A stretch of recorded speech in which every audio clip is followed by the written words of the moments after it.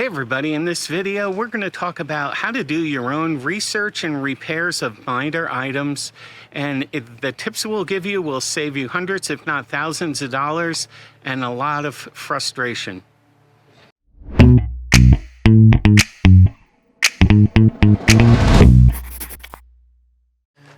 Hi everybody, welcome back to our channel. My name is Jim. Our channel is RVIntoRetirement, where we talk about all things RVing and travel adventures.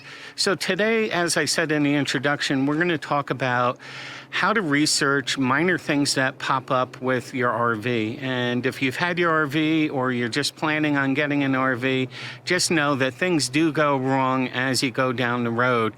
And these days, with so many people RVing, it's quite difficult and expensive to get a service appointment. So I'm going to show you a couple of tips that will help you do your own research, and maybe you might not be able to resolve the problem, but at least you did the troubleshooting and you can point your mechanic to it.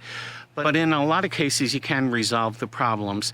And what I'll do is I'll show you good resources and bad resources for getting technical information. And then I'll provide you with a list of items that you should carry along with you. And it's really going to depend on the type of coach that you have. We have a Class A diesel pusher, so some of the things that we require are going to be different than what you require if you have a gas trailer or fifth wheel, but a lot of them do apply to all coaches. So let's start by going inside and going in on the computer, and I'll show you the research places that I go to for my information. Okay, so we're going to start our research by looking at, in order of importance, which websites I would go to get the best information. And we have a Foretravel RV, and one of the best places that we found is this Foretravel Owners Forum. And there's other companies that have their own forums. I see one over here that Tiffin has, and this may or may not be their official one, but if you look for your brand coach and look for the Owners Forum, I find that I get the most reliable answers by going to these forums. So it's always my first place to go to.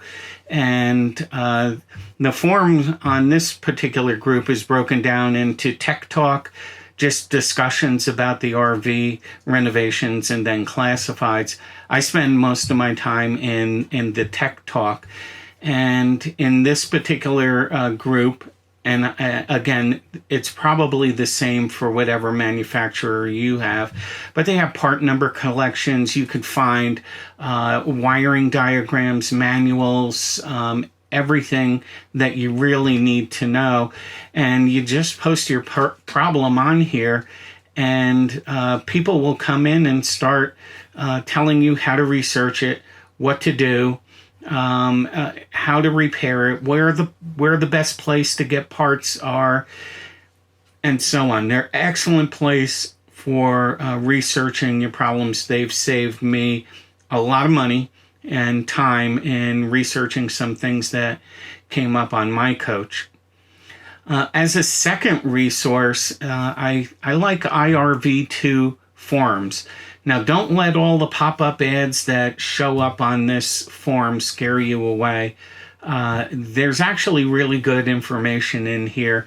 And the way the forum is broken down is that there's community forums here, different motorhome discussions. They have Class A, B, and C, travel trailers. But as you keep digging down in here, you will come up on the Owner's Corner forums.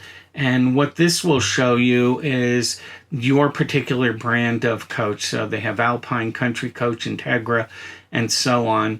And you can go in there and start looking at what's going on. There's a lot of activity. I just went into the Monaco forum, and it says there's 336 active people in here right now.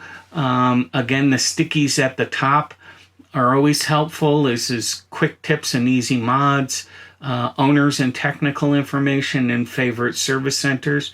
But you can ask any kind of question in here.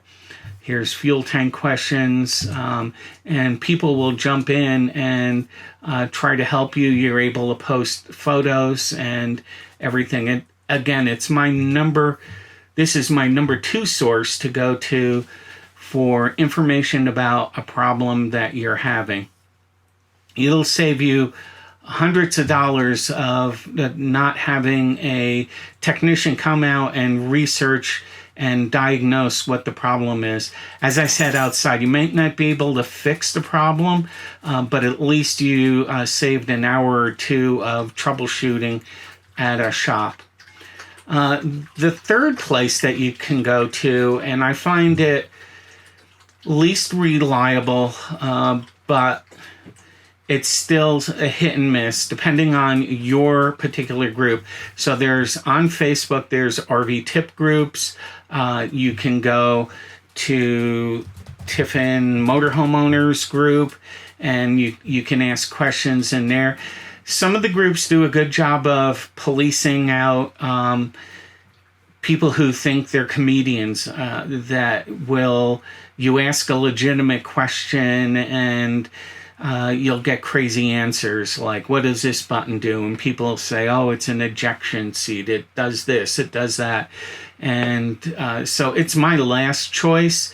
And I find that there's too many, I don't know what the correct word is, too many different opinions that you'll get confused more so than getting a decent answer. I find that in the forums for your brand or the IRV2 forums, you get people who actually know what they're talking about and have experienced it.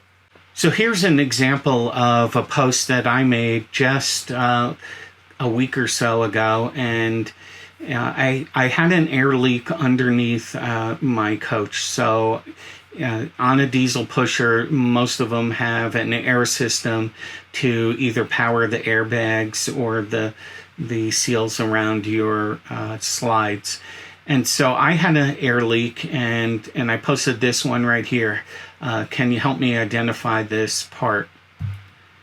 And I opened it up. I went underneath and I took a photo. And when I take the photo, I sprayed some water on it, and with soapy water, and you can see the bubbles coming out. And I didn't know what this particular device was. And then it was all of the air hoses are numbered, and so this one had a number 57. I was able to go to a schematic and take a look at that and see what does line 57 control. And then I got a couple of answers. So and it said it appears to be a push-on fitting. It should be replaced with a compression ring.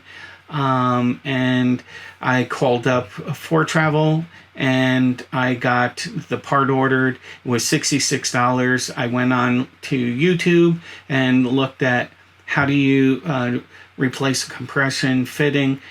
They showed me. I was able to do the service. It cost me $66 in total for parts and my time.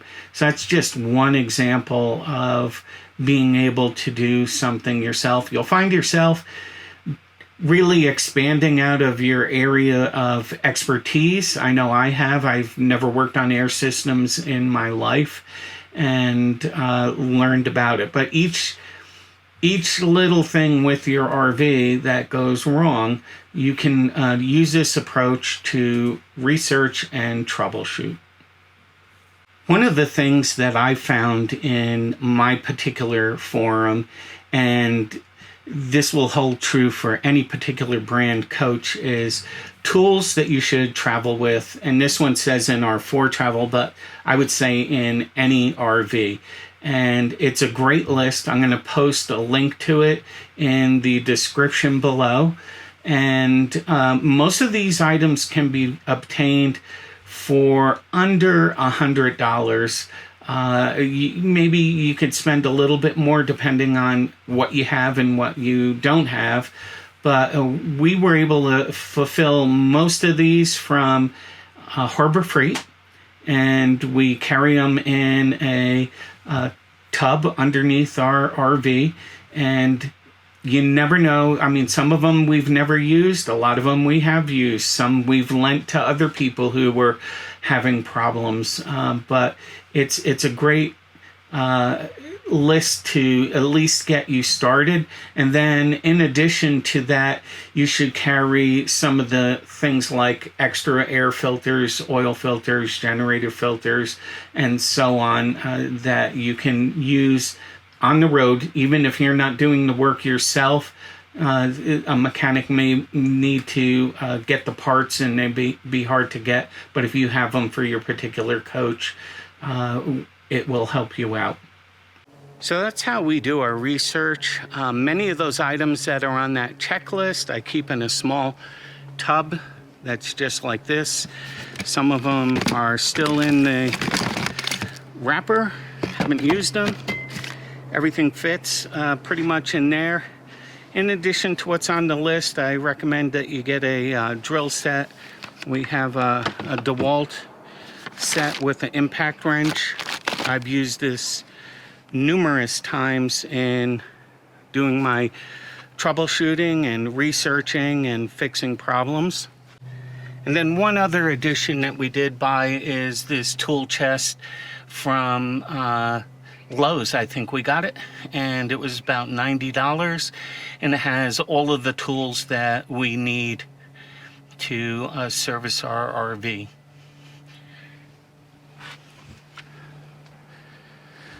So that's it for this video. We hope you enjoyed it, and if you have any tips or comments that you like to do for your research on your RV, please leave them in the comments below. I want to give a big thank you to all our subscribers, and we appreciate you coming back every week and checking out our videos, and we hope to see you all in the future. Until next time, have a great week, everybody.